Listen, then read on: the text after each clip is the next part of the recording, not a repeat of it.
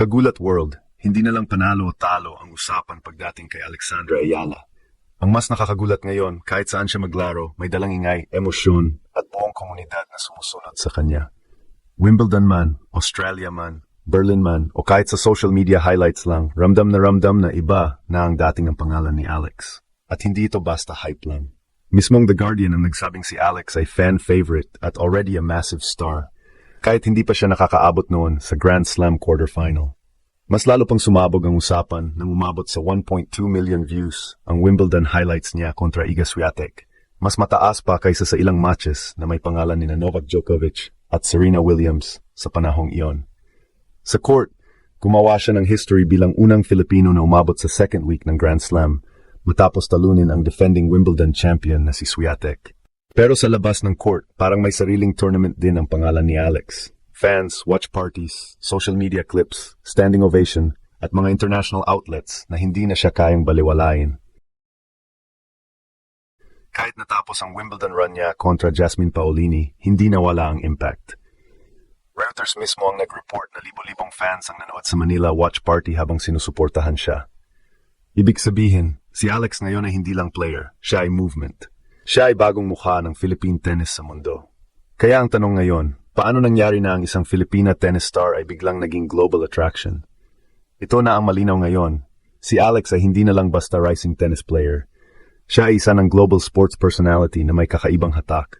At ang pinakamatindi rito, hindi lang ito nakabase sa panalo. Oo, malaking bagay ang panalo niya kontra Iga Swiatek sa Wimbledon.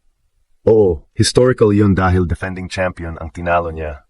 At dahil naging unang Filipino siya na umabot sa second week ng isang Grand Slam. Pero kung susuriin natin, mas malalim ang nangyayari. Ang nangyayari kay Alex ay tinatawag na fan connection. Hindi lang siya pinapanood dahil magaling siya. Pinapanood siya dahil may emosyon ang laro niya. May kuwento, may bansa sa likod niya, may underdog energy, may confidence pero hindi mayabang, may pagkasimple pero malakas ang dating.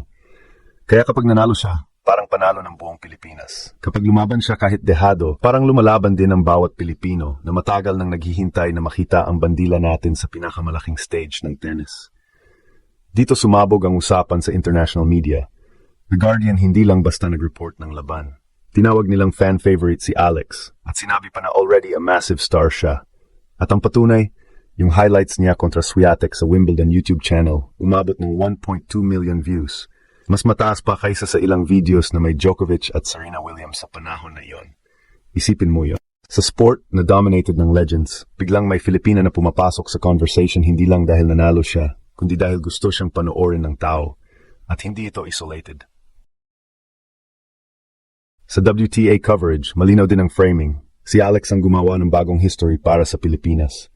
Tinalo niya si Swiatek 7-6, 6-2, nalampasan ng matinding first set, at pinakita na hindi siya basta nadala sa pressure. Yun ang dahilan kung bakit lumalakas ang aura niya. Hindi lang siya viral. May performance na kasama. Hindi lang siya trending. May tennis IQ, may lefty angles, may fighting spirit, at may composure na pangmalaking stage. Pero ang pinaka-nakakagulat, kahit natalo siya kay Jasmine Paolini sa round of 16, hindi bumaba ang respeto sa kanya. Reuters reported na closely watched ang laban at may 8,000 fans sa Manila watch party na sumuporta habang lumalaban siya sa center court. Bihira mangyari yan sa tennis sa Pilipinas. Hindi ito basketball, hindi ito boxing. Pero dahil kay Alex, biglang nagkaroon ng national viewing moment ang tennis. Diyan mo makikita na iba ang level ng impact. Kapag si Alex ang naglalaro, hindi lang tennis fans ang nanonood. Pati casual fans, pati OFWs, pati mga Pilipinong hindi dati sumusubaybay sa WTA, biglang nakiki-update. Bakit? Dahil bawat laban niya parang may representation. Parang sinasabi niya sa mundo, may lugar din ang Pilipinas dito. Kaya kahit saan siya maglaro, may sumusunod. Kapag nasa Wimbledon siya, naroon ang ingay. Kapag nasa press conference siya, pinapanood ang sagot niya. Kapag may practice clip, pinipilahan siya ng fans.